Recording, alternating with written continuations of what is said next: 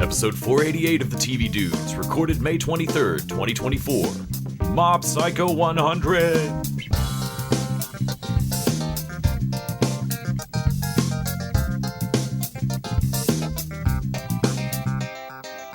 This week, we're going to discuss one of my favorite shows in the entire world. Seriously? No, I'm joking. We're going to discuss an anime selected by this week's patron showrunner, House Doggett. Okay. For a second, I was like, oh, well, wow, all right, this is... I didn't hate it. Nick, are you okay? No, I'm sorry, I was speechless for a second. You didn't hate an anime? We'll get into it. It's complicated. Well, before that, let's keep it simple. I'm Nick. I'm Les. And we're the TV Dudes. Over on the socials, we had a great chat this past week and last week with our... That is correct. We kind of skipped over TV Dudes Tune-In. TV Dudes Tune-In. Last week, because we had a bunch of extra TV Dudes. We had, if you did not tune in last week, we had a reunion of sorts of the To Me, My Dudes X-Men 97 talk with Grant, Randy, Kyle, and you and me. And not only that, we actually did there's a video of it. Yeah, if you head over to YouTube, or if you're one of the folks that listens to the podcast over on YouTube, you were probably shocked this week to discover real video. We were over at Grant and Mike's studio over at Record ATX. Yeah. So we were kind enough to actually record the video as well with the audio. Yeah, it looks great. The video, not me personally. I'm just like, holy crap, who's that old guy? Sure. But yeah, so this week over on the socials for tuning in the TV Dudes, what was our question? The question for this week was best friendships, I believe. Yes. Best besties. Not, will they, won't they? Not, oh my gosh, are, Professor X and Magneto gonna kiss? I mean, platonic besties, It's Sean and Gus. It's guy love between two guys. It could be girl love. It could be guy-girl love. Those are much more rare on television. But yeah, just, besties. Yeah. Obviously there was the obvious ones like JD and Turk. I think watching things recently, I was kind of like, Davy and Jonesy. Man, Davy and Jonesy are a solid. If Bill and Ted had been on TV, yes. It'd be Davy and Jonesy. Yeah, like that, as far as recent things I've seen that have put anywhere... really been on TV, not that. That have been anywhere near the pantheon of what I think of as besties, like best besties. Right. I love Dennis McIlwain's response, Data and Spot. So, in Star Trek, I don't know if you got far enough to see Data get a cat. No, obviously, like, Data gets a cat real early. Yeah. So Brent Spiner fucking hated that cat, and that cat really hated Brent Spiner. Well, it's a cat, and Brent Spiner is a human, so... So, like, it was always an uneasy thing. Monk and Stolemeyer, because they were true friends, the rest of the characters were all annoying. That's pretty great. Jax and the Doctor in Lower Decks, because, they got that kinky life. You know what? I've never thought of that before, but, like, I thought that was just basically just a romance in the background, and I kind of liked it. But I do like the idea that, no, it's actually it's more a friendship, but they do, like, fuck on occasion. Right. Like... Yeah, I realize that violates our will they, won't they thing, but I don't know if they're a couple. Kind of like that. I always assumed they were a couple, but I guess I don't... Like, maybe they're just friends that bang. I don't know if they've ever, like, really labeled it. But I do believe John Paul Vitale weighed in with the absolute correct answer. Okay. Statler and Waldorf. Yes, that's correct. As far as ride or die, and with the die being a lot closer than the ride for these two, I love those two on the Muppets. As far as I swear to God, if you and I ever got to like that age and were in no way successul, like just bitter in the balcony, shitting on everyone else, shitting on a puppet show, like that would be like, honestly, I hope we don't turn into that. Like, I hope our lives go better than whatever happened with Statler and Waldorf, that they spend their free time just in this fucking balcony yelling at just shitting on a fought on a clearly unprofitable vaudeville show. Every week. Fucking, but yeah, I love those guys. Love that answer. For sure. Do we have any questions for the previous week? Oh, no, I left the same question. Oh, it was the same Yeah. question. Got it. Yeah, no, All right. the same question. Well, I don't know about you, Nick, but all that discussion of besties put me in the mood to talk about all the stuff we watched this week. Why, were there besties in what Well, you we watched were this week? besties watching TV. Let's check out the diaries. The Diaries of the Television Dudes. Brought to you by only the finest cocaine wine. All right, so this week was a mix between. It's going to be a little bit of a mix between last week. We didn't really do our TV diaries Right, in the previous episode as well. We talked a little bit about Bitch So Knuckles, your favorite show. So there's some bleed over. Bitch Knuckles. If you want to get context for that, you have to listen to the previous episode last week. And even then, I don't know if the context is that helpful. But yeah, we watched a lot of kind of demon possession-ish things, right. or not quite possession, like it's a wrong term for those movies, but like man versus demon movies. Right? Is that a type of literature? There's man versus nature, man versus car possessing demon thing, man versus God. I don't know. Yeah. But I watched, started off strong with Drive Angry. I don't know, strong's a strong word. Also, man, for a movie called Drive Angry, Nicolas Cage is remarkably what are you talking about? I'm furious. To the movie. Okay, he's mad. Have you seen what they... He's so mad. Where's my baby girl? Seriously, he wanted that bunny put down more than he wants anything put down in this movie. Put the bunny back in the bag. Yeah. I'm gonna have to do 4 years of direct-to-DVD movies like this. Yeah, this was like, it was one of the last movies I remember that went to theaters, and was like before. It was before the direct-to-video exile. Yeah, his tax problems really but bit him in the ass, but after he decided to stop caring, like that movie, that's a man that owns a 2-headed albino snake. Like later movies, I think he had to sell the snake. Yeah. And man, we didn't mention it during our Nicolas Cage-a-thon, but we should have like really dedicated an entire segment to his wigs. Oh man, the child's doll they found in a landfill and tore the wig off of to make the wig he wears in Drive Angry. Dude, I don't think I've ever seen a good Nicolas Cage wig. No, they're all bad, but this one's haunted. But like they're all real. They're all not very good.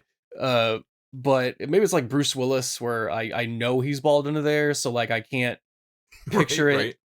Like I can't. But I mean, I was reasonably aware from like my entire childhood that Burt Reynolds was bald and wearing a wig, and just like would never, like would just famously refuse to be in movies without like a certain amount of toupee budget, and yet I still can't get my head around it. Like seeing Burt Reynolds bald still looks like shitty Photoshop to me. I think it's your perception of it, and we've seen too much of Nicolas Cage. Yeah, it's weird. It's like I in my head think if you peel that nasty wig off Nicolas Cage, there will be like an amazing like Con Air stringy mane of hair underneath there, and there's not. Otherwise, there wouldn't be the wig. That movie goes back and forth from some really good ideas and pretty good action to just really dumb shit and really badly executed plot and story. But in terms of well executed, I had not seen Drive Angry before. I remember it coming out. Sure. I had mixed it up with Faster and Drive Hard. Sure. I've conflated them all into one movie I didn't mean to see, and I think I've seen part of each. Yeah, I showed you Faster. I've seen Faster now. It's better than I thought it would be. Faster is actually not bad. Right. I blurred them all together in a blur of shitty car movies. And I was not ready for The Accountant. Man, William Fichtner steals this fucking movie.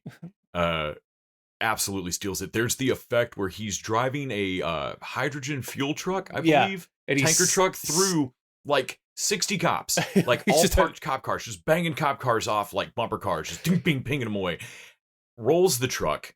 It like before he rolls it into an explosion, he does the Tom Cruise Reacher, like, open the car door and step out thing, Yeah. which we all thought was like, oh my God, Reacher fucking invented that move. Uh-huh, It's in the no, drive Angry.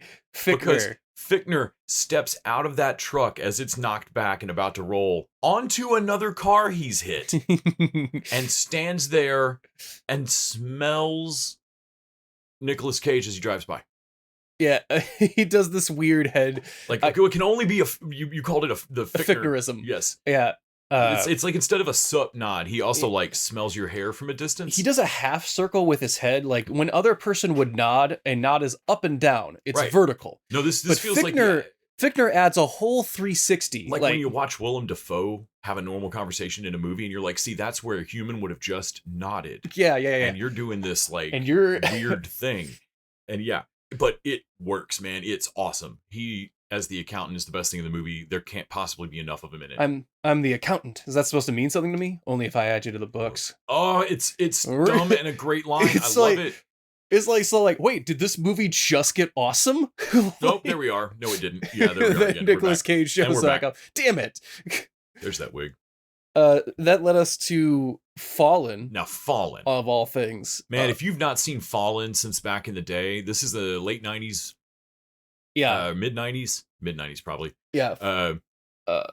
I think it was like 97. Yeah, I like think. Denzel Washington, John Goodman. I was working at a video store when this came out. James Gandolfini with Oh my gosh. with James Gandolfini is like doing the impression of what Right. we think of James Like, hey, Gandolfini. man, like in the what is future, going you're gonna on? play a mob boss. I'm gonna need you to make fun of him right now. like yeah, it's pre making fun of Tony Soprano. It's so weird. It's laid on so fucking thick. It's not like no. Tony Soprano is him toning it down. It's weird. Yeah. Like the mustache is doing a lot of the work, but the accent is insane. Elias Koteas, Elias Koteas, yeah, the fallen the bad guy in Fallen is a fallen angel basically. Yes. And so you have a demon, which right, if you know your history, right. And so yeah, they never know that angels or demons are really fallen angels from right from the rebellion. And so all this Fallen doesn't have a human form. It doesn't have a form of its own. So it possesses other people and uses those bodies to act its will. Right. And so you have a body jumping immortal serial killer. So you have a bad guy in a movie that's going to be played by a dozen actors at any given time. Right. They do an amazing like chase scene through a crowd where it's each person slapping the next person on the it's back. touch. Rather than chasing someone, he's just touching the next person in a daisy chain. And for a 90s movie that's laying on the like fallen cam every time you see it from the demon perspective, pretty thick. They do an amazing job of visually teaching you how this jumping by touch thing works. Yeah. And making it incredibly clear to follow. They do that chase thing a couple of times and it works. You're not lost either time. Works fucking beautifully. Also, this movie's like 2 hours long, and obviously I think everything should be shorter. Sing it with me from the back. But it fucking flows. It's so good. Elias Koteas he's the one who's basically sets its personality in the start of the movie. Mm-hmm. He's the first one you see with the demon in it. And so it's this guy that you're watching people turn into. So basically, so Elias Koteas sets the template that every other actor has to follow now. And they keep it remarkably consistent. Yeah, it works great. And he sings the same song, he whistles, he's the same Stone song. We get an amazing like theology professor, child of a previous victim character who gets to have these like great theological discussions with Denzel. Denzel and John Goodman have not, I don't think, done a movie since this together. They have so much chemistry. So Denzel's a cop that this thing's fucking with, and John Goodman's another cop, and as is James Gandolfini and Donald Sutherland. Yes, that's right. Chief prick. But that's what's so fun about all these movies is that they have casts that you cannot afford to put in the same movie now. At this point now, they've all aged up into like elder statesmen of movies, and you can only get one of them at a time. Yeah. Goodman and Washington are so good together. Both of them are so good. Well, they're so easy together. It's fucking beautiful. Like it is, it's like 7 or something. Yeah, Like it's Brad as good Pitt as, and Morgan Freeman. Like different characters, but it's as good as Devil in a Blue Dress with Denzel and Cheadle. yes, Like yes. it's just an immediate Like, like, they're oh my god, immediately, why aren't like- y'all a team in everything? Like you can see the like immediately history of like, Oh man, you know, without the dialogue of, yeah, we've been partners for two decades or whatever, right? Like, Mhm. but yeah, a great man. What a great movie. Solid. And watching it now, I was like, okay, the motivations of the Fallen and Demon are interesting now too, because we were like watching it jump bodies and, you know, trying to like keep the movie consistent on its logic. Like, well, why is it jumping so much? It's not like anything's chasing him. And I'm like, yo, yeah, but he's like a serial killer in this. Like, he's not a serial killer right. as the like He still has his weird breakfast he sets up and his Yeah. way he likes to kill people, and it's part of what's allowing the cops to track him, but it's also part of what makes it unbelievable because it can't be the same MO across completely unrelated people. right, uh, right. But it also means that, as you established, kind of the no prize out of it is that he's jumping bodies because he needs everything to be just so. He is a serial killer, He's a very particular. and like I'm in the wrong kind of body. Well, he doesn't jump. He has a chance to jump Denzel Washington halfway through the movie when he dies because his like spirit goes out, and he doesn't because it's like, where would be fun in that? I didn't. This is not the point where I wanted to. Like, I want it to be You got more just to right. lose. Yeah, I Like- can still fuck with you. Like, but I haven't burned your life completely down yet. Right. Which is a great man. The theology expert just telling him like, As soon as he Suddenly- mentions it, walk away. it's like, walk away. Do you have someone you love in your life? Do you have one person that you care about? Like And anywhere. then you fucking like, you better walk away from this. And I was like, Jesus. Like I'm not saying that like you'll die. no, like, I'm saying, do you have anybody you like? Because if they'll die. because like you've caught its interest, and the best thing you can do right now is just let this go and become boring. Yeah, I do love that there's like immortal things walking around, and you just. I mean, I always love that take on like old gods type of shit of like, Yeah. no, our whole civilization only exists because we've not caught their interest. Yeah, there's a whole lore thing of like why he can't jump him just by touch, and like there's people down here that can defeat these angels, but that's what draws the angels to them. There's I want to say Cody Essay is like, oh, good man. Like just kind of real quick, like when he shakes his hand, there's because he tries to jump him at the very start of the movie. yeah, mhm. Like shoots his hand out through the bars and goes to Mhm. shake Denzel's hand, and it's all shot threateningly. Mhm.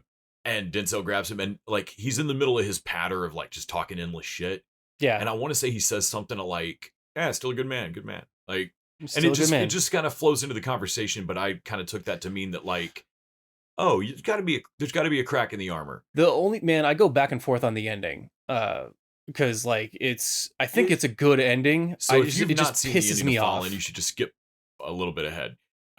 Fallen is Googleable. This is a movie Yeah, that's half my life old. Like it's so I'm sorry, it's I'm gonna go affect your back. first viewing watching. So like yeah. But if you Google this movie, it is one of the biggest fuck you. It's like literally Yeah, like fuck you like, endings. Fuck like you ending. This will come up. yeah, like and on one level, I'm like I get it, and I get that's the reaction, but I'm mad. Like just It plays so much more fair than I'd even remembered. yes, It shows you what he's It going to do later. it shows for you no it's- real narrative reason, Nope. just to show you that he can Nope. do it. Yep.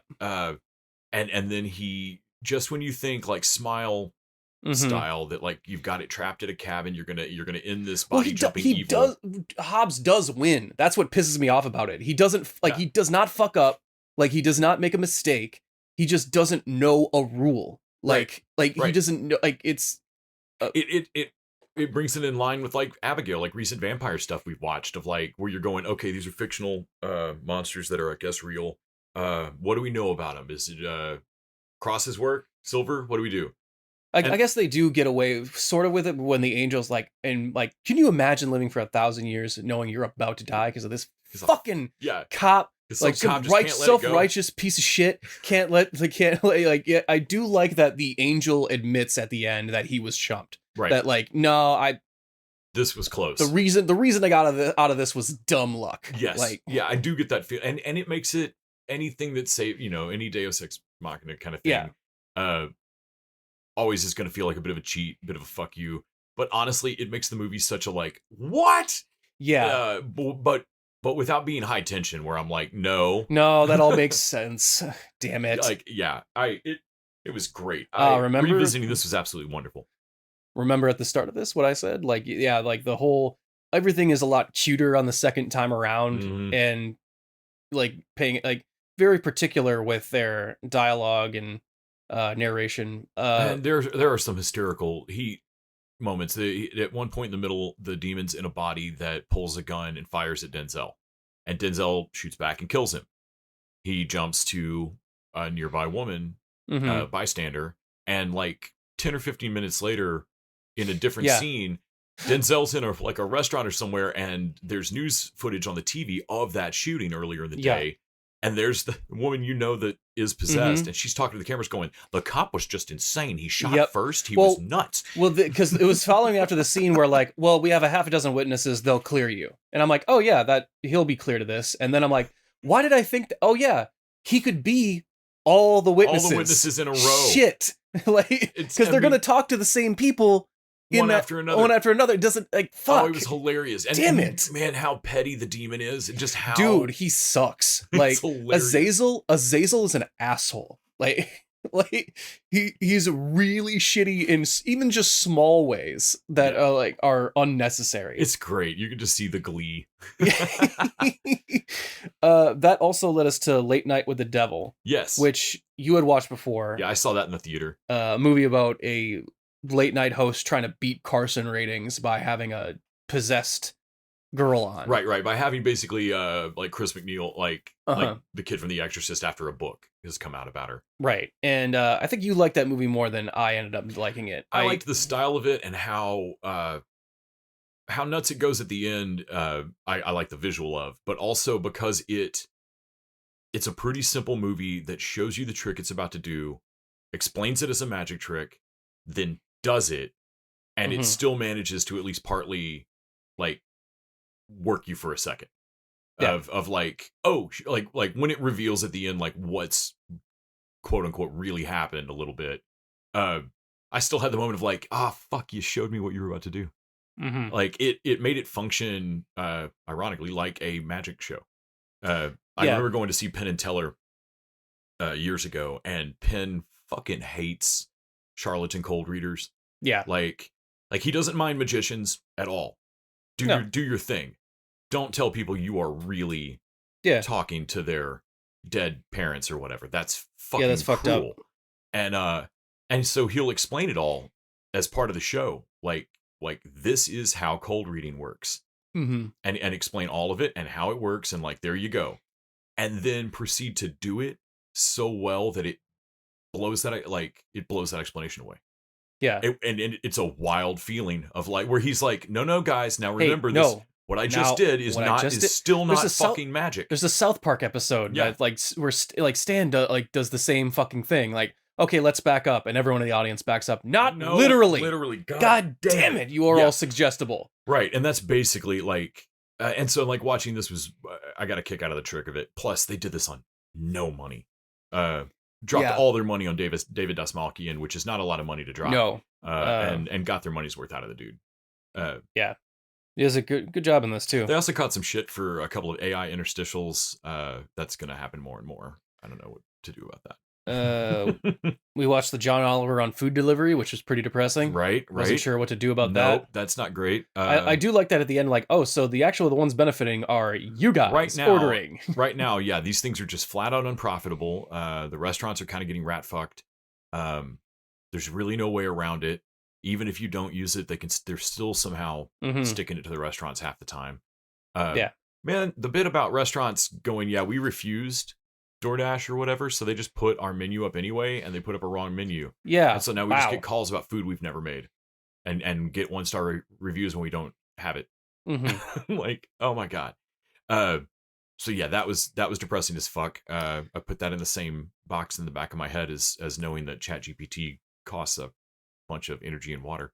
After watching War for the Planet of the Apes and all the Apes movies last week, we were mad that we didn't have any more Apes movies to watch, so we watched the original Planet of the Apes, and I think I'm willing to go back and watch the other ones. I'm planning on watching all of them. I just haven't wanted to start the next one. But I'm gonna watch straight through all those. They are, man, that original one is so much better than you think. It's just nostalgia for it or something. No, it is good. Like, it is a good movie. Well, it is on the nose. They literally do like Man. a Skokie human trial. In the 70s, subtlety, Scopes, not Skokie. like subtlety meant a different thing back in the 70s. Like what was a subtle metaphor of like here. No subtlety. Yeah. And like of religion versus evolution, and well, yeah, the head of their science is the head of their church. I don't see the conflict. Okay. As long as the science is true. Like, oh man, see, there you go. And like, I love that Heston's like,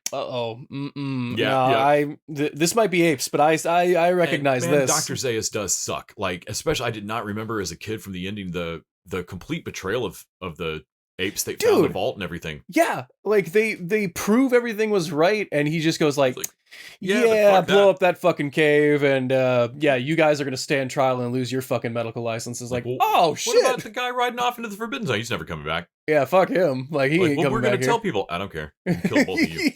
It just sucks. And that said, the new movies have absolutely colored my view of this entire franchise and flipped me to Team Ape. Taylor is a fucking dick. So why is he brought along an Eve to start the new world? That woman is so lucky she died. Yes, on the ship. Nova, God, Nova is catching that shit now. Oh my God, now Nova's got it. Yeah. Like, you sure do got some pretty ass. Because like I watched these movies a lot when I was a kid. They were always on, and I gotta tell you, this is the first time I'm like, wait, why does Charleston Heston suck? Oh like, man, he is a bastard. This your big toothy dickwad. Like, he is laughing in the face of his fellow astronauts because they have the gall to be sad about their dead coworker. What? She died like a year ago. It's still sad no matter when she died. Like, last time I saw her, she was alive, Taylor. I also love I don't think I realized as a kid, or it didn't really strike me that his getting hit in the throat and being unable to talk is the only reason that any of this works. Yep. If he'd been like the other two talking from the start, they'd have lobotomized him. Yeah, that's what happened to what's his name? The other one. Yeah. Because he was talking and Zaius got to his ass quick. Because when he meets his lobotomized friend, we had a moment of like, oh God, he'd have been talking from the jump. Yep. When they rounded him up, he'd have been like, what the fuck? Like, he'd spoken, and every ape within earshot is now contaminated by this knowledge that a human spoke. Yeah. So, and Zaius cops to that later, like in a line, just one line, but he's like, yeah, I got your friend. Like, as an adult now, like, there's a deeper understanding of like the genie that Zaius is trying to keep in the bottle. This, yeah. And like, oh no, every time a human speaks, every ape that heard him has to be talked to. Like, yeah, like, well, you gotta clean all of this up. How did he talk in sentences? And the twist, the twist at the end, I forgot. Like, okay, so not only do you find a planet that has a breathable atmosphere, and like, I get that you were looking for a planet that was livable. You were looking for one. Right, you were looking for. I got that. I got it. Not totally shocking to find water, land. All yeah. So it, like, you were looking for something similar to Earth anyway to like colonize. I get it. Mm-hmm. So that's not shocking. When you realize that there are other humans like that have just spontaneously, is another planet with humans. Right. Like, I'm like, okay, they can't do a diagnostic on them. They don't know how different biologically they are, but they sure fucking look a lot like us. And then the apes. So like, okay, so there's two distinct species that repeated themselves on this alien planet, you're saying. And not only that, but they speak English. That's the thing. So I can almost buy that you think, okay, well, an Earth-like planet might develop Earth-like critters. Like, we all evolved under the same pressures, so why wouldn't they evolve under similar, to similar things? And in this one, the ape side of things just caught a lucky break where the Cro-Mags or Neanderthal or Australopithecus or whatever didn't. And that's how that worked. But they landed on your vernacular English. So that's fucking insane. That's impossible. The odds on that are zero. Like, just astronomical. like, and so the only thing I can think of, like, okay, is this literally, are these all the monkeys that wrote Hamlet? 70s sci-fi was like, okay, so everyone there just spoke English. That was a thing that everyone accepted. No one questioned it. So Right. but also they do a shit ton of work in the first act of that movie to convince the audience it's not Earth. They're looking up at the sun. Hey, it's 2 moons. There's 2 moons or whatever. So like no. Earth doesn't have 2 moons. And like they're just wrong. Like I don't quite understand how, but like they're just full of shit. Like they're just wrong. No, the first movie just straight up lies to you for the first 20 minutes. Because they're like, the sun, that's the wrong color. Mhm. It's wider than it should be. Yeah. I'm like, okay. The day is a little too long. Like it's not the same. Like all this stuff that like, oh, we must be on a different alien planet. Right. Because on Earth, they're like, well, that sure looks like a fucking plant or whatever, but like, Right. This is all clearly recognizable flora and fauna. like too bad their biologists like didn't make it because like they could have said like, well, that's a fucking pine tree right there, Right. like that's definitely local to Earth, like, but yeah. so but all of that could be explained by a time jump too, because I like that they find the relics and he finds what he thinks is a heart valve. And he's like, well, I'm not really sure what this is, but we had a similar thing and it was a heart valve. Yeah, this is just hundreds of years more advanced. And I'm like, oh, cool that he found it, but it was from a time period after his. So Right. he kind of knows kind of what it is, but to him, it could feel like an alien thing when it really is from his future. Yeah, it's still, man, Heston just really rolls with a lot of like, this alien civilization also invented a Backstreet Boys. Well, I mean, that their guns also use fucking gunpowder and Right. like that their technology is basically the same. At every step of the way, there's a moment of like, hey, they did it the same way we did. You know, but we did it the best way that's ever been done, so that makes sense. Yeah, man. Moving on. It does, like, yeah, his arrogance does play into it, and I'm like, but I can't describe, like, man, when this was a reveal. Oh man, it didn't everyone, it was a fucking mind blowing twist. Oh my god, you did it! You finally did. Yeah, you it's fucking blew great. it up. You sons Fucking of bitches. amazing. Yeah, I plan to watch all the rest of those. They're absolutely great. The masks are also really great. Oh it, god, like, especially that first movie. You can see why they took a like special Academy Award for just those, like separate from the visual awards. Yeah, they're stunning. Yeah, it's so good. Even today, they're fucking great. And then I watched some Good Wife and Good Fight Over Your Shoulder. Yeah, with Good Wife, I think. Going through the Elspeth episodes, which is fun.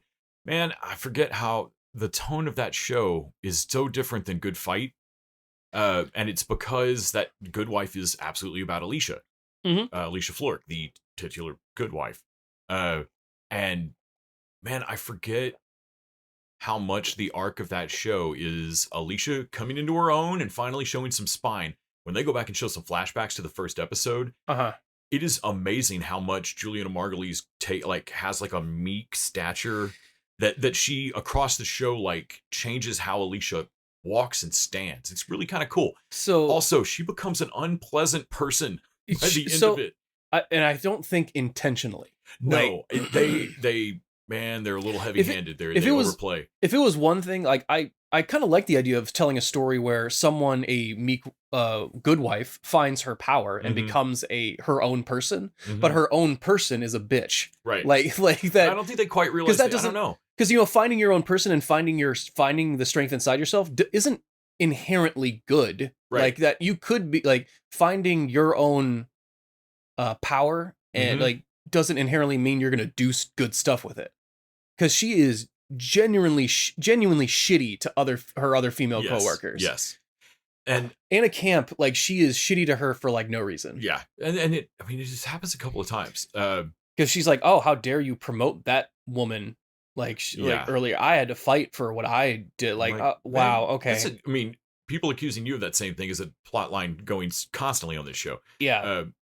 But yeah, there's a lot of moments where the show like literally asks the question, like, can women be friends? And it frequently seems no. Yeah. The definitive answer. But watching them develop the character of Elspeth over it is really cool. And it really makes me wish that the new show Elspeth still had her practicing law. I think there's an opportunity to retool for season 2, Elspeth. They've got a season finale coming.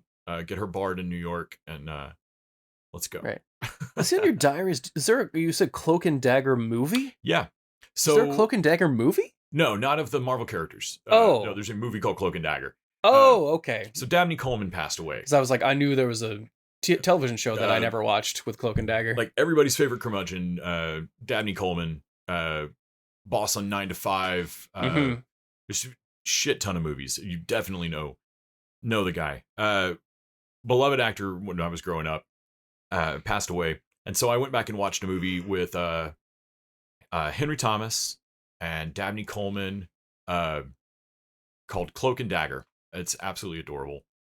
Henry Thomas is a kid whose mom's died. Dabney Coleman's his dad, who is not a pilot. He's licensed to like taxi airplane. Like he's a dad. Like he on the one hand is for the military, wears a kind of pilot's uniform, looks like a cool dad, but on the other hand, his job's kind of meh. And Henry Thomas, kid from E.T. Is his name right? Yes. Is very obsessed with spy stuff and this like Atari games. He plays this game called Cloak and Dagger. Is always like just super obsessed with like spy war espionage stuff. And he talks to an imaginary friend, Jack Flack, this super spy, wears like a cool leather jacket and a beret, and like the beret reflects bullets. Like Jack Flack's unstoppable. Also played by Dabney Coleman, with like a slightly trimmed up mustache, and like he's a badass. Talks to the kid through the entire movie. The kid actually ends up in the middle of an actual spy plot. Like he gets handed an Atari video game that has an extra chip put in it of something being smuggled. Okay. And no one believes him because he's really obsessed with this shit. And everybody's like, okay, it's really nicely played. Like it keeps going back and forth between like the kids going, we need an adult. And then that adult not believing them. But they keep like, no, man, we need an adult. Because like, as soon as the bad guys in the opening 15-20 minutes of the movie, as soon as he gets his hand on the Atari tape that has the chip in it, he doesn't even know what it is yet. These bad guys with guns run into the stairwell where Henry Thomas is, and there's no, oh, it's a kid hesitation. They fire 4 or 5 times at him. Oh, God. And like from the jump, like, oh, God, they're really shooting at him. But through the entire thing, like, he ends up in the front seat of a car at one point, and like, his imaginary spy friend has actually been helping him. Like, you got to do this, I know you're scared, but you got to run over there and hide behind that thing. You got to do this. And all of that kind of shit works. He gets to the front of this car and he's like, you got to throw it in reverse and we got to peel out of here. He's like, how? And Jack, I don't know. That's a real car. Like there's like moments every once in a while of like, oh yeah, kid, no, if this was a spy car, I could work it. Yeah. Like I could fly any spy plane, but like every once in a while there's these moments of like, oh yeah, you only know things that 8 or 10-year-old knows. Yeah, I made my grandparents watch this movie so much when I was a kid. Holy shit. Have not revisited it in a long time. It is absolutely adorable. I could not believe how cute and fun this like goofy kid spy movie. Also, you want to talk about heart on its sleeve? It literally ends with like him finally letting go of the imaginary friend version. His real dad saves him at the end, and he realizes like how brave his like real dad and his real dad really shows up for him. Sure. Dabney Coleman's never shown to be a bad dad in this. He's just also dealing with the loss of his wife, of the mom, and like just isn't quite there too. And when they come together at the end, it literally like they run out of an exploding airplane. He's holding Henry Thomas, says, I love you, Dad. And we go to fucking credits. I was watching it going, all right, well, we can't ever show this to anybody because then they'll know too much about me. Like, I watched this movie too young. Yeah. So Cloak and Dagger, the movie, if you're wondering who the fuck Dabney Coleman is, was in the papers a bit. Go watch 9 to 5 and go watch this. And then in Spirit of Mob Psycho, I also caught up on some anime, reincarnated as a slime, and then I watched Free Rent. I think I was telling you about it before. I honestly thought you had just mistyped a bunch of letters. It's the new hotness in anime, and I'm digging it. It's like, were you trying to spell F1? What I forgot about anime watching it is that, oh yeah, anime is one of the only genres where you could just vibe. Like there's a story really kind of, but you're gonna pick one concept and kind of just vibe with it for like many episodes.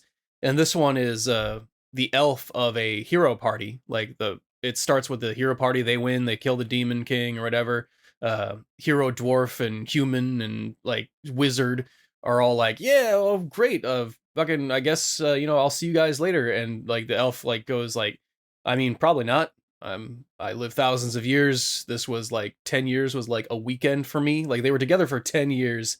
And like, okay, well, yeah, you'd said this is where they play with the time thing. 50. Kinda Let's like let's Rings all of meet Power. back up 50 years from now. So they meet back up 50 years from now at the main hero's basically funeral, like because he's a human and he doesn't live that fucking long, Right. and like it changes her perspective on things of like, oh shit, that was my friend, and I like didn't check in on him because of my weird elf like. I'll see you in a minute. Like, oh crap, that'll be your gravestone. So That'll like be 65 years from now. Shit. So you have like a ancient elf fey-like creature that's kind of trying to learn to live things in the moment or trying to appreciate things or do things that. That's why they call it the present, Nick. It's Yeah, like, well, it's how you see things if you know sans a violent death from someplace else. You're gonna live to like 2,000-3,000 years, and so like, oh well, I'll translate. Oh, I'll translate this language. Like, no human can translate. That would take like 10 years to translate. Yeah, I'll do it. It'd be like a quarter of your life to translate that. Yeah, Like, yeah, I don't know. And Whatever. and yeah, so I also like the Quarter of your idea life. that she's training a new apprentice in magic, and the magic, like the apprentice has some stuff over on her because the way in which she was brought up in a world where magic was always cast like this, like whatever the rules are now, and she goes like, oh yeah, I've been around since we just made these magic systems, and so every time they make an adjustment, I have to unlearn bad habits of like, like when you learn how to like swing a baseball bat or like throw a ball or whatever, like you're constantly trying to unlearn like or learn right the first time or unlearn bad habits you had as a kid. And she's like, yeah, I'm still struggling with a lot of stuff that I have to consciously think and not do that comes naturally to you. So like there's a reason why she's very powerful but not infallible. I don't know. I can see why everyone's digging it. It's a very interesting concept to really drill down and focus on. Like Rings of Power plays with it a little bit. Plays with it with like one scene and then never does it again. So like, and that was their brand for me. It's like, well, that's a cool idea. There it goes. And then the elves learned what death was in that first war. Oh my god, that's like revolutionary. That's shattering. You can't say that and move on. And then the war was over. Damn it! Stop skipping over the interesting part of your story. Right? But yeah, that was our week, I think. Yeah. Well, now feels like a good time to mention that if you haven't joined us over at patreon.com/tvdudes, you can go over there, throw down $1 an episode or more, and get bonus content each week.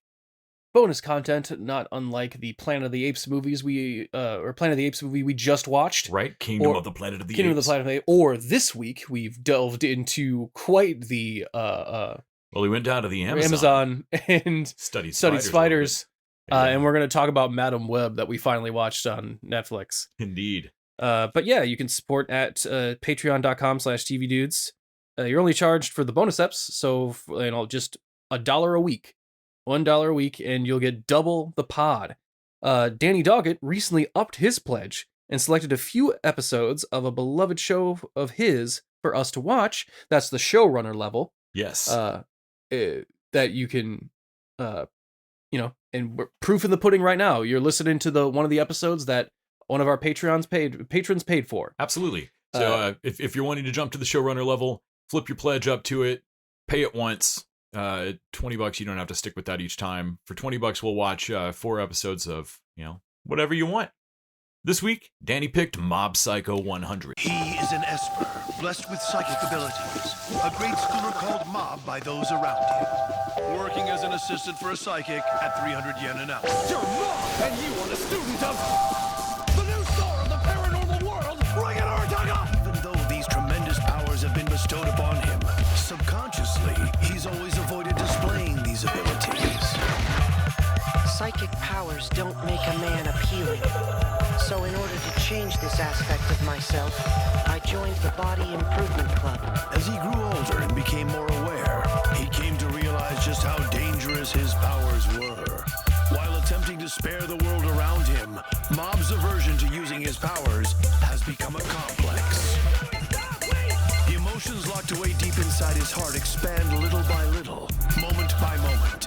However, there's a limit to how much his emotions can take before leaking out and going wild. Mob Psycho 100. Which obviously, from the name, I know is about gangsters who are Dexter-level crazy, and there's 100 of them. So, like, somebody rolls into New York, and there's like, oh, we got our thing with the family and the respect. Yeah, and, man. And he's got 100 fucking bloodthirsty axe gang type psychos. This is the week that Les Right. learned the breakdown between language in English versus Japanese in like what words mean.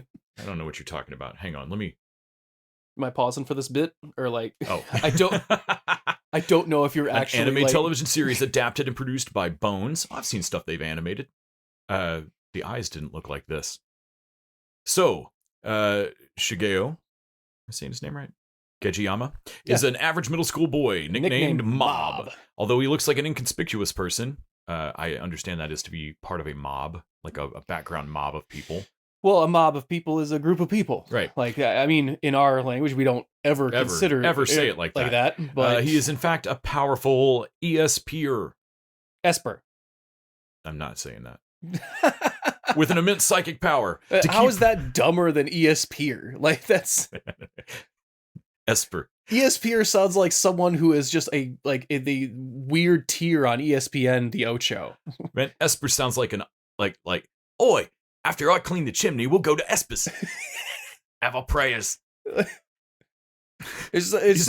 He has immense psychic power. He's a psychic, all right? Just fucking call him a psychic. He's psychic. To keep from losing control of his power, he constantly lives a life under an emotional shackle. In order to help learn how to control his abilities, he works as an assistant to con man Regan, a self-proclaimed spirit medium. Yeah. Mob wants to live a normal life like those around him, but the barrage of trouble keeps coming after him. When, with his suppressed emotions growing inside Mob little by little, his power threatens to break through its limits, as eventually he encounters other Espers like the Claws. So this was an interesting experiment. Danny asked us if he could pick 4 or 3 specific he asked episodes. Are we going to start at episode 1, 2, 3, 4 of season 1? Yeah. Which is normally what we do to shows. Right. When folks pick them. But actually, he brought up a great point. I think, honestly, the better way to do this going forward is if you pick a show, you should pick 4 episodes. If you're watching Breaking Bad, that's probably going to be the first 4. Most shows, that's probably going to be the first 4. If you're Not all picking of them. anime, I mean, there's, but like there are a lot of shows where like, no, man, you should. Well, even just The Good Wife. Don't do the first 4 of that. I'll pick you 4 episodes. Absolutely not. The Rookie? No way. Oh God, no, no. I'm going to need you to skip to season 3. Nuh-uh. So for Mob Psycho, I thought that was a really great idea because I clicked play on season 1, episode 1, thinking that it would like be the start of the show. And I was very wrong. It is by definition, sort of. Technically. But much like My Hero Academia, like you spend that first episode going, what's the premise? So we watched season 2, episode 1, season 2, episode 4, and season 2, episode 5. Yes, and then went back, even though Danny didn't ask for it. I did watch. We did watch F1, season 1, F1. I did not. You didn't. Just, I don't care. Just to see. I was. I was you were genuinely technically in the room. I wanted. I wanted to I've loved this experiment. I'm like, nope, I want I want only the context of these episodes he's chosen. And so from what we've watched, I like the idea that the stronger your emotions, the stronger your psychic abilities in the show. So Mob is like either keeping things under wraps so he doesn't feel as strongly. He only lets himself to a certain percentage, and if he gets to 100%, oh my god. Yeah, which we got to see in one of these episodes. He went in a question mark percentage. Well, I didn't even know what that means. Avatar state. Maybe that's just him intentionally doing that, but I also thought like, oh, this is a TV show not even just an anime, but one of the only TV shows I've seen that where someone is basically on the spectrum as the main character. And without that being all the show is about. Right. Like I've seen a lot of like neurodivergent main characters, but mostly if I see them, the show is about them being neurodivergent. Like, what was that Netflix show that was Atypical. Atypical, yeah. And so I kind of liked that Mob definitely seems to be like unfamiliar with social cues, can't quite get a grasp around regular human emotion. I didn't read him as neurodivergent. I mean, I totally see what you're saying. And he might not be. That's how I read him. The only reason I didn't read him is it's that no one in an anime has like pegs to neurotypical emotional states or I just thought Mob was just a weird sad sack kid because anime. Sure, I will tell you right now. I was kind of glad there to are see other that, sad sack. There are that other Regan is confirmed as a con man, because it took me a minute of yeah.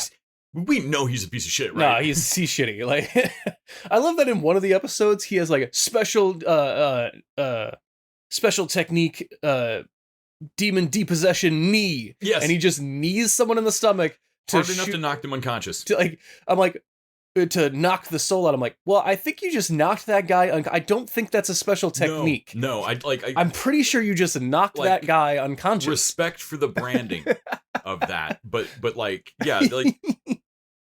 yeah, you just need that dude in the chest hard enough to knock him out. Yeah, and the demon can't do anything with a knocked out body or something like. Yeah, I do like the scenes where Mob cuts loose, the scenes where anybody cuts loose, the action scenes. Fuck, Bones can animate them. They look rad. They do really fun little meta things as well, of like pulling up into a manga page and jumping around panels and then jumping back into the fight. Yeah. Having fun with the animation of it. The first episode has a great fight between a radish demon. Yes. That's also kind of a scarecrow. I'm not sure what the... Yeah. But the thing possessing the girl, the kind of 2-part episode we watched, was the main reason that I was joking around at the start of I didn't hate it. Because I was really shocked by those 2 episodes. It actually gets across so basically every psychic in town gets hired by this rich guy to try to exorcise the demon out of his daughter. He's got her chained up in a bed in a room full of teddy bears. It's really not explained. But basically they're all there to take their shot, kung fu style, one at a time, it seems like. And they do rock, paper, scissors for it, which Regan is apparently the king of. And so he goes in, and I did like how all that plays out. The girl seems like, we were watching Late Night with the Devil, of so Lily's not okay. Yeah. I don't care about the demon that shows up later. That girl Normal is not normal. And she's talking to our guy. And all the other side are well, she's not possessed. Everything's totally normal. It's got to be the dad. Yeah. And I love that he walks out of there and is like, fucking idiots. None of y'all saw that. Yeah. Man, everybody fooled should leave. You're going to get hurt. Yeah, this is not for you guys. Because it's hey, you notice I didn't introduce myself, but she called me a psychic. Called me a psychic. Did you notice she keeps slipping between Papa and Father? There's just things that okay, so he's a con man, but he knows his shit. Right. In regards to demon possession. And I do love that at that moment, the demon's well, there's no point in the ruse anymore, and just proceeds to rise up and start whooping psychics' asses. Man, he goes to third act of exorcism immediately. Pulls the glass out of the wall out, and we get to see just how telekinetically powerful Mob is. Yes, or just how powerful Mob is. And so they fight basically to a stalemate, and Mob realizes he's at 90%, I think, or 88 something percent is where the little thing goes. And he realizes, I've got to come out of my body and go in there and fight him in that girl, in the possessed body, which is crazy. It's going to leave his body just laying there limping, on the ground. Luckily, his Slimer ghost friend, Dimple, dude, I love Dimple. Dimple's the shit.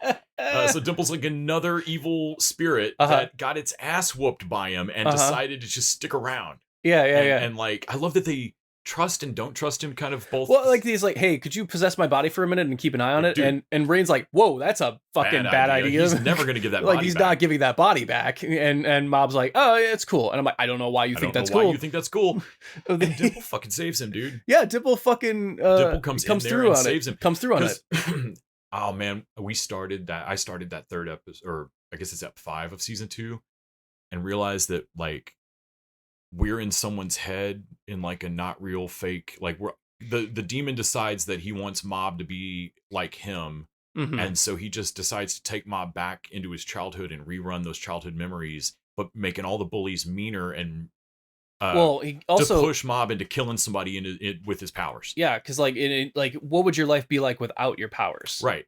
For most of it. For most of it. And then he gives him the powers back when he thinks Yeah. he's angry enough Mhm. to when he like, seems powerful. And I like that because it's a creepy idea. Mob doesn't act differently without the powers, which is why I thought I'm like, oh, confirm for me that he's not intentionally doing this for power reasons. That's just how, That's he, just is. how he is. So I'm pretty sure he's neurodivergent. Right. I don't know if like that's the intention, but like that's how I see Man, it. I started that and was like, Danny, you had the opportunity to pick 3 episodes and you picked one that's a framework season. Like, oh my God. Well, I can also go well. But it doesn't. It doesn't Yeah. go there. And like it honestly made me really happy that about halfway through that thing, everybody realizes this is taking too long. It's not quite going the way he thinks it's ought to Yeah. go with Mob inside the made up world. Mhm. And then Dimple breaks in and like basically wakes him up, and they completely twist it. Like they actually made it count and mean something. Yeah. That like it does change Mob. Like you will still have the memories of this 6 months. Right. Like it's not that it didn't happen to you. And Mob admits that like, no, I am different. Not in the way that, not broken in the way you not wanted me to in the be. way you but wanted like, to be, but I loved him taking basically the opposite lesson. Like the guy wanted him to see that people suck and you should use your powers for you. mhm. And instead he's like, no, man, what I'm seeing is that you clearly didn't have anybody around you, and I, in this fake world, don't have anyone around me. But in the real world, I have people friends around me. I have people. I have like, and because Mob's able to empathize with him in a Mhm. way that he wasn't like, and not no fault of his like own, like, well, you see this and you can only see it from your perspective and how the world Mhm. is treating you, and it's unfair, it's unjust, it sucks, Mhm. and it's not, you're not wrong, but also seeing it from the outside, you should go like, oh, I should be the person I want to be to that kid. Mhm. Like seeing it from their perspective of like, rather than seeing I wish I could get vengeance on all these people, I wish I could be the person that I wanted to help me. Yeah, honestly, it's heartfelt. It's really beautiful. And it shows the type of person Mob is Yeah. that I respected. Well, I see why there's a religion and based then off by of this them. point, it was the 4th episode I'd watched, and their eyes weren't creeping me out every time. Oh my god! So yeah, the eyes. Some of them are drawn with like regular eyes, and Anime then some eyes, of and them have a Super Jail. Some of them have like yeah. Adult Swim vibe. There's something wrong with the pupils or the shape or something, but they are like unsettling. Yeah. Yeah. I mean, Dimple looks like he was scrawled with a big pen on the way out of a room. Like, yeah. But that's Dimple's style. I did like finding out that the thing they're fighting in that episode is the thing that, like, that's the dude that reduced Dimple to a little Slimer turd. Yeah. Yeah. Like Dimple was like a huge genie looking beast of a dude. Yeah. And like literally like punched holes in him and then like sniffed up the rest. Yeah, because he was really weird. He was a human that basically decided to become a like if Mob specter, just like a Mob ghost. could start absorbing specters and then kill himself, he'd become this dude. Yeah.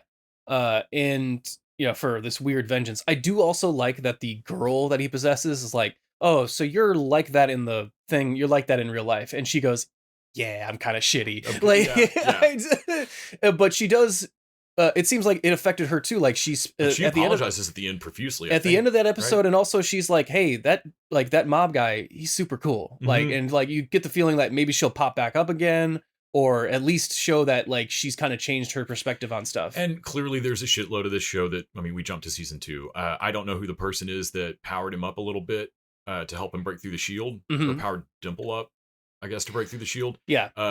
There's a lot of people in that background that I'm like, and he's also who traps the dude like in a little jar, like, and walks off. I'm not sure if he's is he like a sort of ally, but kind of sketchy? Like, we're not sure if he's going to be a problem later. It seemed like the boss, the con artist, knew who he was. Knew him. I didn't know he was here. Right, and he laid. Maybe, I guess. He hung back until the opportune moment. I don't know. He read as kind of shady to me. Mm-hmm. But I also like that. The episode we also watched was the first episode. He gets asked out by that girl, which it turns out it was a dare or whatever. Right. And like she is also unbelievably shitty, but like Mob was so nice to her the whole time that Mhm. like, man, I gotta say, like, this whole like 2 weeks or whatever, like, you've been walking me home even though you have to go back to school, like, you have club, so you're walking me back, you're not going to your house, you're walking Right. me back, and like without any reward or anything like in it for you, like genuinely respect. Right. Like, I respect you, which I kind of like the idea that Mob, I can see why at the end of the 5th episode, like this, or season Mhm. 2, ep 5, that there's some sort of religion built up around him, like a religious club with Mob at the head of it. And I'm like, nah, man, he seems like a, Well- like, kind of like how Forrest Gump, you know how Forrest Gump kind of like Uh-huh. just ran around and said a couple things to people while he was running, and people kind of like started to run with him. Man, shit does happen. Like, and kind of like how through no action, like no real intention of his own, he kind of just accidentally starts a cult, kind of. yeah. Yeah, because the dad of the girl basically funds them. Yes. Yeah, I thought I caught that right. I kind of want to see where that goes. Of like at the end of this season, does it seems like he has nothing to do with that organization with the It is a.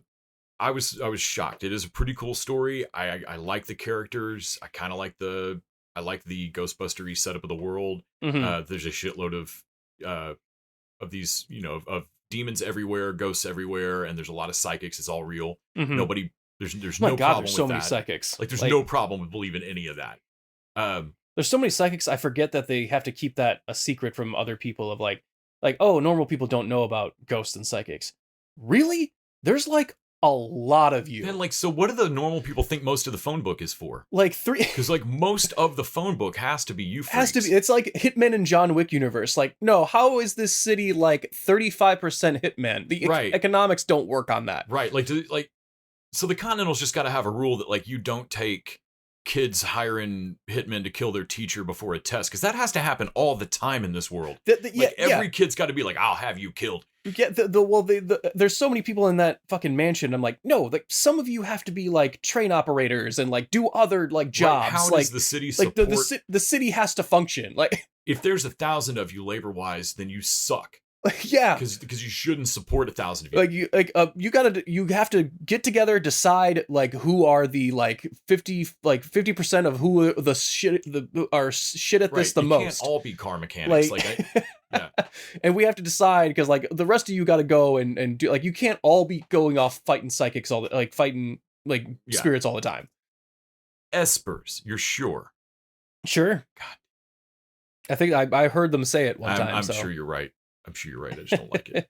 I also like that there was just a dude in a bikini in the background, and like, yes, yep. no, because he's built. Yep. He's got the bolo like giant pecs. Nope, yeah, not sure like what. Like, I guess he's wearing them for support. Yep, like, I think so. Just so like when he fights the demon, he like does the Terry Crews. I do like that, like, that's the noise it makes in my head.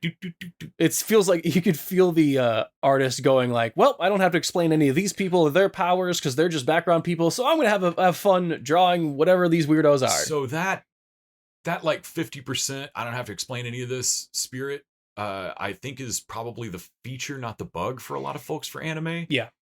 And regardless of how cool I found some of the parts of the story, every once in a while, having it told to me by an over-sugared 10-year-old is fucked up. Dude, the speed, I forgot how watching Freerun, that has such a slower pace where it just vibes, you know, like, okay, like we're really like for the really letting concepts sit and pontificating about them and realizing what this sort of thing means to each character. And then Mob Psycho is like, we're hitting fucking plot points and running shit, and go. We'll use any narrative device to kind of hyperspeed through thematic things, and like suddenly there's a narrator explaining the emotion to you, or suddenly there's a 5 lines long written just info about a background character having trouble entering psychic business. So like one dude's description is crazy long, right? And he's not a main, like he's just a background. What was it in JoJo where it was like attack ribs, and it had like a little attack card on it, like, yeah, and like we just do these things to cheat forward on explaining a bunch of shit, and they do it a lot. Well, it's kind of like it's just anime. Like this isn't anything. Well, the thing is like wrong. the cheat forward Western stuff does it too. It just assumes you've watched a lot of things. Like I've assumed you watched enough possession films that I don't have to explain to you the plot of The Exorcist. I'm going to jump to the girl in the bed, right? And so I think that's honestly the only solution for that is just to watch more anime. Is like, okay, so yeah, the way it's told feels disjointed and yelled at me. I mean, that's not wrong. Like the speed at which they feel like they can get across concepts and like, honestly, I think that's what draws a lot of teenagers to anime, as far as like, you feel like you're getting I mean, you're gonna spend like 2 weeks reading Ender's Game and then kind of getting the concepts of it at the end, like, okay, that was neat. And then you'll get the plot of Ender's Game and like 7 other sci-fi books within like that same week of anime watching. Like you get and I feel like it is the difference between like a nicely made cocktail or beverage or something and like doing a shot of that 7-to-1 concentrate camp juice. Yeah, like anime, it's just like too much at once. Well, that's why I liked the inside the head episode of like that felt slower. Like we were really exploring what Mob would have been like without his powers for a minute. And to get this done in 2 episodes, we have to shorthand a lot of other stuff because these are short episodes. They're only 22 minutes apiece. Yeah, we loved Fallout. Thought it was fucking perfect. Yeah. I recognize that if I told my mom to watch Fallout, even though it's doing all the same things that her shows do, right, and better in many regards, there's still going to be a bunch of stuff that like she's going to have to like, all right, and like get through, like the ghouls and the like the color of everything and like the goofiness and some like there's going to be a lot of stuff that maybe not break her out of it, but is going to make her go, why couldn't you just tell this story normal? Well, yeah, you have to be like familiar with the concepts of like sci-fi stuff and like dark, like when goofy in-joke humor about the end of the world and stuff from other sci-fi properties. You have to already know a little bit about bunker, like Fallout, like bunker societies and experiments to like so we can get it in one. Yeah, more than just like having seen Strangelove. And that's kind of how I feel about anime. Is like, no, I'm not saying that some of these aren't cool plots and stuff, but like we can acknowledge that if instead of watching a Fast and Furious movie you just drove past me and screamed family, that's not quite the same. It's not entirely different, but it's not quite the same. It's not as different as Vin Diesel wants it to be. Diesel wants it to be. It's not quite the same. And like frequently there was a very like, this is kind of cool, you could just tell it normal. What the fuck is with anime? But I will thank Danny to the ends of the earth for it not being hypersexual. Thank you for not picking a hypersexual anime. They're getting from me watching more recent anime, they're getting away from that. I think so. I think it's the thing that they have been roundly mocked for my whole life. Yeah, it's taken it has taken a while. Like yeah, thank Christ we're a long way from like not a nosebleed in sight in these episodes. Like one of the first times that I ever saw like a list of manga comic titles and realized that there was like, this is like early aughts, that there's like Rape Man and like I'm sorry, Rape Man? Yeah. Okay. Like there's some fucked up manga and like realizing that like, oh, by not showing any sex, the Japanese got weird. Oh no, they're real weird about it. Speaking as a Westerner, an American at that, how weird we are about sex. Yeah, even we gotta go, no, but you guys are like real weird about it though. Right? Like, no, but like this is how this got real weird. Like Kill la Kill is tame and real weird. like coming from a society that has been raised on Christianity, like shame of sexuality. Like, I mean, I realized like, the first time I ever went to Holland, like their TV commercials just have boobs out. Yes. And, like, it's not a big deal. Like you need to calm down. It's just selling orange juice. Like, I realize we don't have that much of a leg to stand on, but good God, guys. Right. And I'm so glad. Mob Psycho 100 does not just have that. It would be shoehorned in. It would not fit the plot, but that's not stopped them before. So like I'm just really glad that this none of these episodes took a weird turn for Sure. me. It really just came down to the like, oh, this is a joke told in a style that I don't quite follow. Yeah, it's Or written in a vernacular I don't quite understand. yeah, it's hard to explain as far as jokes across a language and a culture. Like, I mean, trying to explain who's on first to someone that Mhm. can't quite speak English. There's a weird begin feeling with, of you know? being constant, like anime is not, and manga are not setting out to sound like Super Yum Yum Monkey Car. That's a translation problem. Yeah.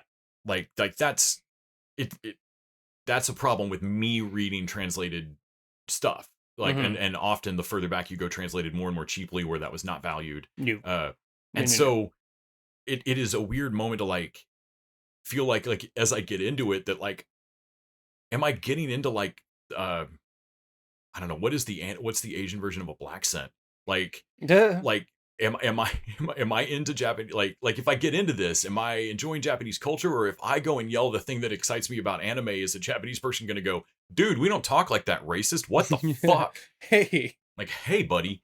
Yeah, because like there's a lot of time, like there's a constant running like, oh, everything about this was done and translated, Right. like not just the text, but frequently like the dialogue is getting across like you said, like large concepts that you'd be familiar with from previous Japanese storytelling. Yeah, what they can get across with one word takes 5 English words. Right, Like, right. It's one of those. Yeah, it's So there's a lot of those moments in a movie where somebody's like somebody says something like a 1 minute long response in a foreign language, and the translator goes, they said fine. that can't Like, be all cannot be what they said. Well, that's what they mean. Okay, like Trust me, it's fine. Yeah.